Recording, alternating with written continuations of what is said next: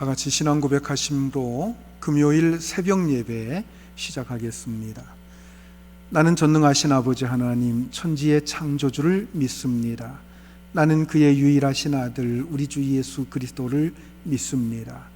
그는 성령으로 잉태되어 동정녀 마리아에게서 나시고 본디오 빌라도에게 고난을 받아 십자가에 못 박혀 죽으시고 장사된 지 사흘 만에 죽은 자 가운데서 다시 살아나셨으며 하늘에 오르시어 전능하신 아버지 하나님 우편에 앉아 계시다가 거기로부터 살아있는 자와 죽은 자를 심판하러 오십니다. 나는 성령을 믿으며 거룩한 공교회와 성도의 교제와 죄를 용서받는 것과 몸의 부활과 영생을 믿습니다. 아멘. 하나님 말씀 보시겠습니다. 고린도전서 16장 19절로 24절까지 보시겠습니다. 다 같이 한 목소리로 읽습니다.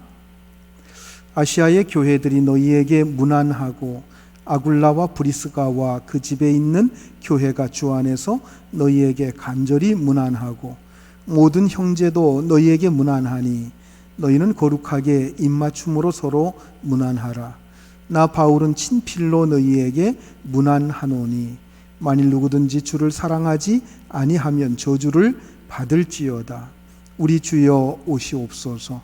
주 예수 그리스도의 은혜가 너희와 함께하고 나의 사랑이 그리스도 예수 안에서 너희 무리와 함께 할지어다. 아멘. 할렐루야. 지난밤에 안식하셨죠? 오늘도 새날을 맞이하여 희망과 기쁨이 넘치는 이 한날이 될 수 있기를 우리 주님의 이름으로 축복합니다. 이제 고린도전서 마지막 끝나는 장면을 우리가 오늘 살펴보고요. 내일부터는 고린도 후서로 넘어가도록 하겠습니다. 1년 넘게 고린도전서를 가지고 쭉 우리가 살펴보았던 것 같습니다. 바울은 다른 여러 교회와 함께 고린도 교회에 문안을 한다 하는 말로서 문안 인사를 하고 그리고 맨 마지막에 축복하는 것으로서 고린도 전서를 마무리하고 있습니다. 우리 그리스도인들에게 가장 힘이 되는 것은 자신의 부족한 신앙을 다른 그리스도인들이 인정해 줄 때입니다. 전혀 알지 못했던 교회나 성도들이 우리에게 관심을 가져주고 우리에게 칭찬을 해주고 그렇게 할 때 우리는 우리 자신들의 신앙생활에 대해서 자신감이 생기고 얼마나 격려가 되고 또 기쁨이 되는지 모릅니다. 구약 룻기에 보면 룻이 시어머니 나오미를 따라서 모압 땅에서 베들레헴으로 오게 됩니다. 그때 모두 다 이상한 눈으로 이 룻을 쳐다봅니다. 남편이 일찍 요절한 가운데 과부가 된 젊은 이방 여자가 과부 시어머니를 따라서 이스라엘 땅으로 들어왔을 때 그녀를 인정해 주는 사람은 거의 없었습니다.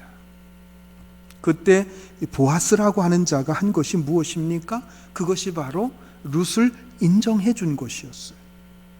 이것은 그가 준 보리 이삭보다도 몇 배나 더 큰 선물이었던 것입니다. 오늘 우리에게 필요한 것은 서로의 인정입니다. 세상에서 가진 것도 없고 직장도 없이 나름대로 힘들게 신앙생활하고 있는데 누군가가 당신의 신앙은 정말 좋은 신앙이라고 하면서 그렇게 칭찬해 준다고 하면 날아갈 듯이 기쁠 것입니다. 고린도 교회는 분열 문제나 도덕적인 문제 등 여러 가지 문제로 상당히 침체되어 있었습니다. 그런데 아시아에 있는 모든 교회들이 그들을 문안하고 특히 아굴라 부부와 같은 귀한 사역자들이 바울과 함께 문안한다고 할 때 그들에게는 얼마나 큰 힘이 되고 격려가 되었는지 모릅니다. 이런 분들의 문안은 심한 영적인 진통을 겪고 있었지만 용기를 내어서 영적 싸움에서 이길 수 있는 힘을 얻게 된다는 것입니다.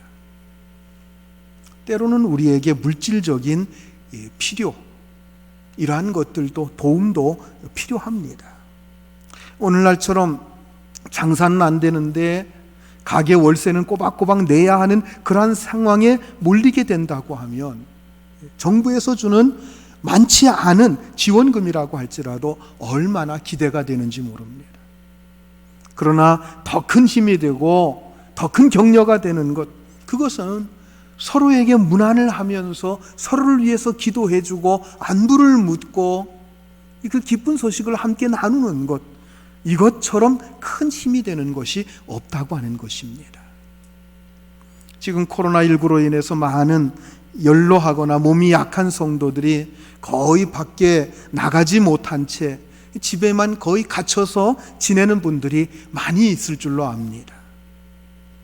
어떤 어르신은 제가 전화를 해보니까 자녀들이 쌀이나 라면, 필요한 것들 모든 것을 다 사다가 주면서 집에서 꼼짝하지 말고 계시라고 해서 그렇게 하고 있다는 거예요.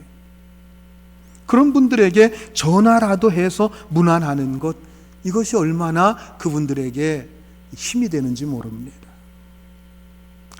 자, 오늘 본문 22절 말씀 우리 같이 한번 읽겠습니다. 만일 누구든지 주를 사랑하지 아니하면 저주를 받을지어다.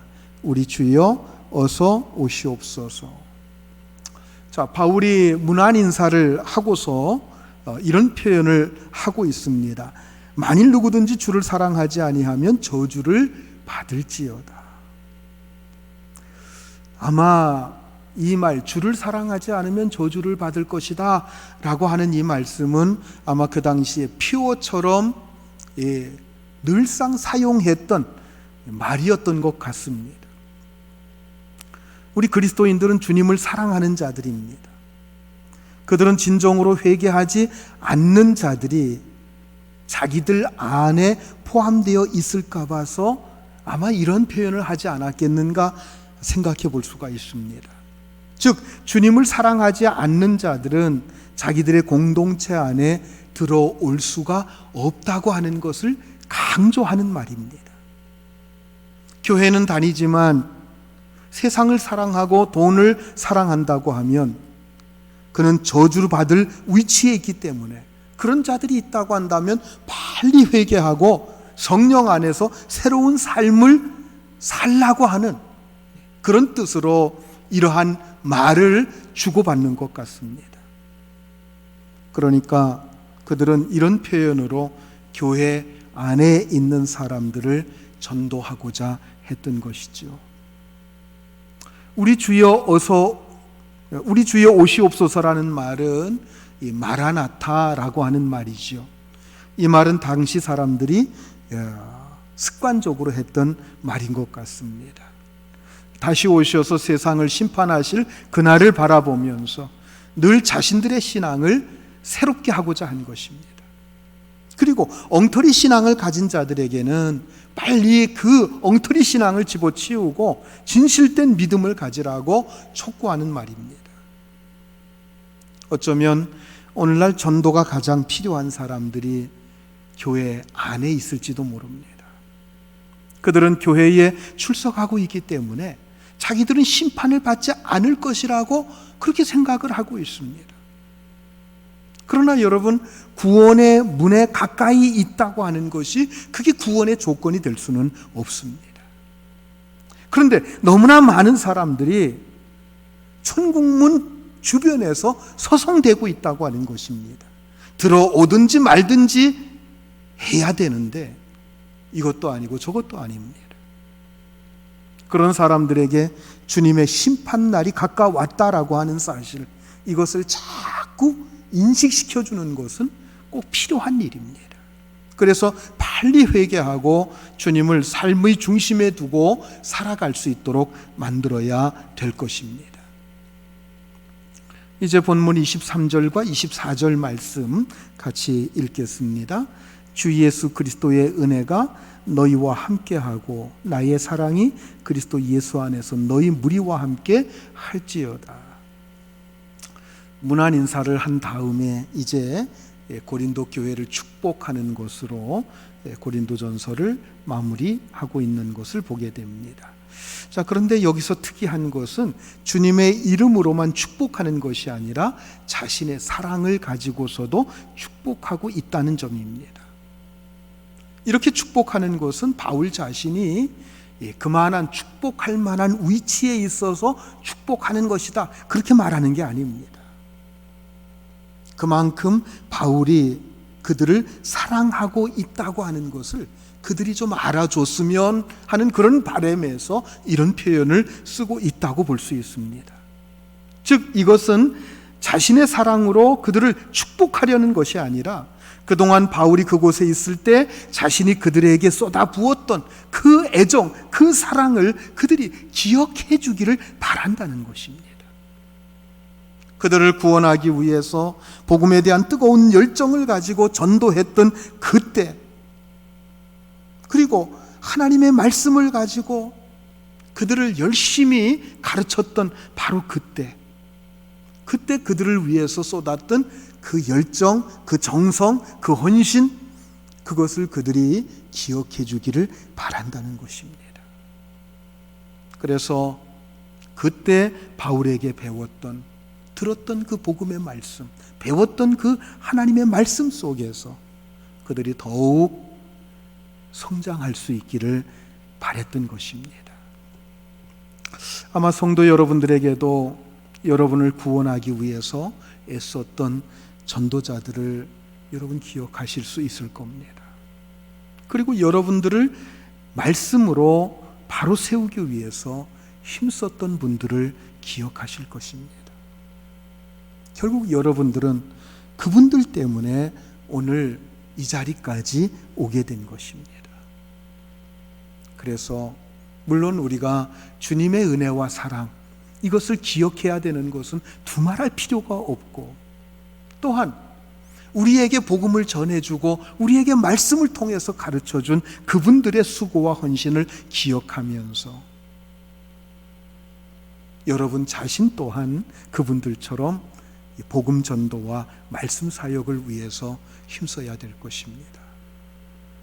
오늘 아침 이 말씀을 기억하면서 여러분 자신들이 그러한 좋은 일꾼들이 되기 위해서 다시 한번 다짐하고 결단하는 이 아침 시간이 될 수 있기를 주님의 이름으로 축복합니다. 기도하시겠습니다.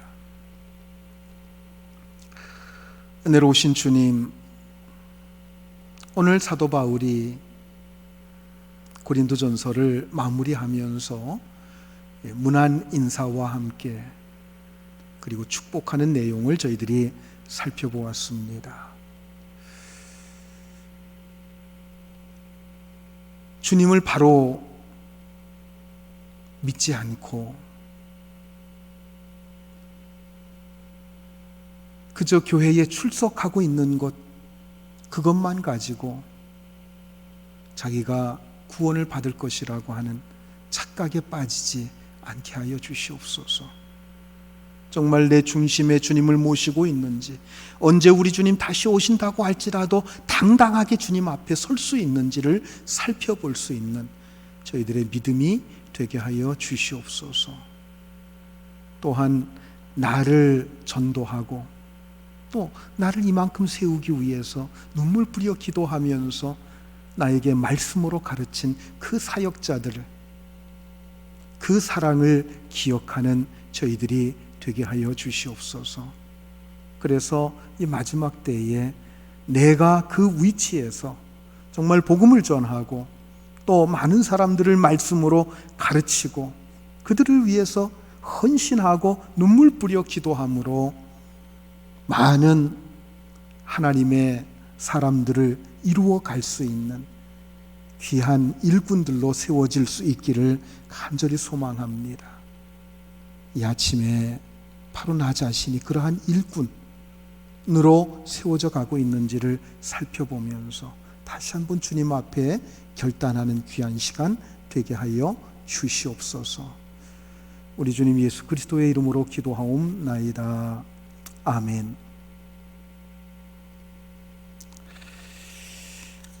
오늘은 금요일 십자가의 날입니다. 기도 제목드립니다. 말씀 위에서 승리하는 교회가 되기를 기도합시다.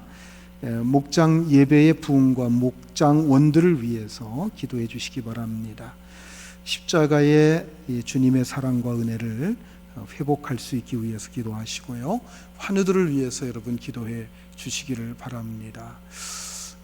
이번 주일부터 1, 2, 3부 9시, 11시, 오후 1시 이렇게 세 차례 나눠서 주일 예배 진행을 합니다.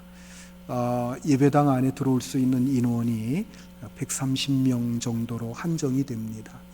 그래서 아마 목장별로 좀 이렇게 나누어서 시간 배정을 할 겁니다. 여러분들이 그 시간 배정 잘 따라 주시기를 부탁을 드립니다. 그리고 예배가 이제 빨리 회복되고 정상적으로 회복되기 위해서 여러분 기도해 주시기를 바랍니다. 이것을 위해서 같이 기도하십시다. 기도하겠습니다.